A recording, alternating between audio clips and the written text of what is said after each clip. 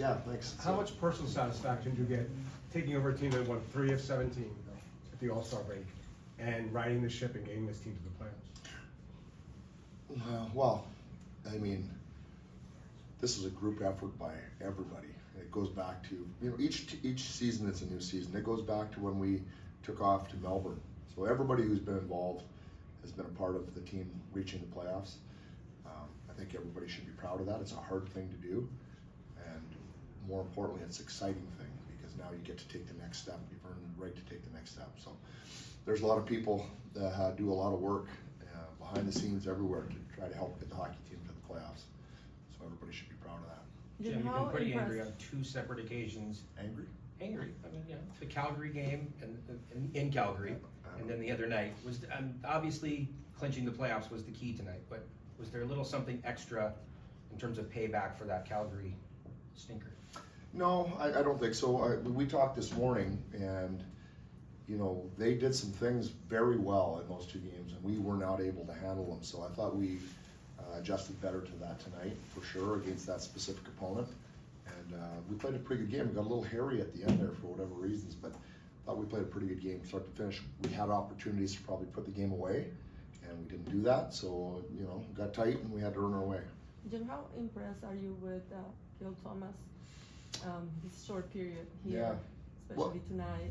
And how much better is he going to get? Yeah, well, I mean, it's great to see the puck go in for anybody. We're all excited for him for his first NHL goal. Now to get 3 in 5 games, I don't know that that's going to keep up necessarily, but it's what he's doing beyond that. And he's earned the coach's trust. He goes out there, he works, he takes the body, he understands the game really well. I think to sort of see him score goals is really a bonus, but we'll take them for sure. Coach, over the next 3 games, what things would you like to see your team work on to get prepared to be ready for the postseason when it does start? Well, I still look at it as we're in a playoff race. Yes, we've I guess secured our spot in the playoffs, but the next 3 games for me are still part of a playoff race. So, I don't see us, trying to adjust too much. We might add a couple things into our game a little bit in preparation for the playoffs, but we want to go out and play just good hockey. I know it's boring and it's repetitive, but to play good hockey is difficult to do. And so that's what will continue to be our goal. Earlier in the season, you made the comment that things happen in hockey and it's how you respond. Was there a special message to the team heading into tonight about responding differently than the way they responded on Tuesday? Yeah, right. No, you know what? I'll just go back and say this. Our team, we've had some poor games. Some games I've been angry. And more than just 2. You only saw Dennis sees maybe more than I was mad. Wasn't just 2. But I will tell you this, I don't think it's been 2 in a row. And that's a real credit to the team. And so, just even as the coaches, we talked after the Anaheim game, we were disappointed. And we said, you know what, we're going to come back and play the next game. We know that. We know that about our players. We trust them. We believe in them. And they haven't let us down. How strong is your veteran leadership going into the postseason? Yeah, very strong. I mean, and I'll include Trevor Lewis, and we've got 3 players in there that won the Stanley Cup with the LA Kings. So that's hard to have players like that who've actually won, have got to lift the cup. So it's such a hard thing to do. So those players, when they speak or when they sometimes just the way they act and carry themselves, that spreads through the whole team. And as a coach, you're fortunate to have those kinds of people on, as part of the team. What does RV bring to your power play?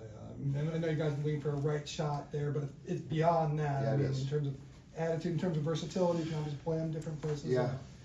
Just I guess his impact there with the extra man. Yeah. Well, the right shot, you named it first. That's really important.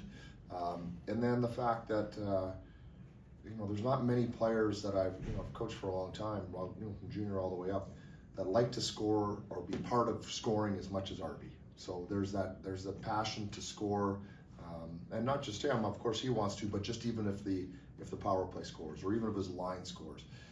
So that's always a good element when you're in a situation where you have an advantage. It's a scoring situation. So I think more than the skill and all the right shot and all the other things that he brings, I think just the passion to compete and want to get the job done is one of his greatest attributes. You also often think about net front guys as a kind of bear guy that you park there, but he's very skilled in there. He too set the screen tonight. He did a great screen.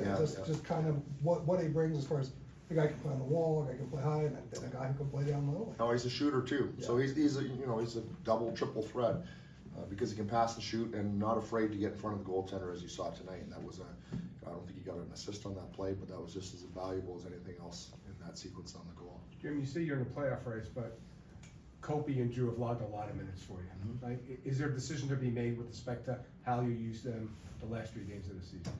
Well, you know, those guys, if they're playing, they want to play. That's what I know about them. They play a lot of minutes, and they always want to play more. I know that. So we're not going to try to manage anybody that way. We'll be very cognizant of bumps and bruises. That would be the only thing that would probably you know, take somebody's minutes down. Would be if they're just not 100% healthy, and we just want to, you know, try to manage that a little bit. Otherwise, we're playing to win. We're playing to win. Circling back to Akil for a second, he was saying just now that he's learned a lot even in these 5 games about his game, and he's identified a couple areas where he needs to improve. Is that him continuing to hold himself accountable, or is that coming from conversations perhaps from the coaching staff? No, I would probably say just adjusting to the league and seeing. Akil's a very cerebral player. He's got really good hockey sense. He's worked his way here, so he understands the game very well. So I would say that's more him just seeing, you know, where are the bigger challenges in the NHL from the AHL, and he'd be able to figure that out, you know, as quick as anybody. You know, so I don't know, what did he say what they were? I don't know if he. No, he didn't say what they were. So I'll have to good. go back and listen to the audio. Well, it's not scoring. That's the one thing we know for sure. He has that figured out. For now, it's a hard league. I know a guy who used to score a lot and went away pretty quickly too. You see him in the mirror sometimes? Yeah. Yeah. Thanks, Jim. Okay. Yeah, Thank you you. got it. Thank you.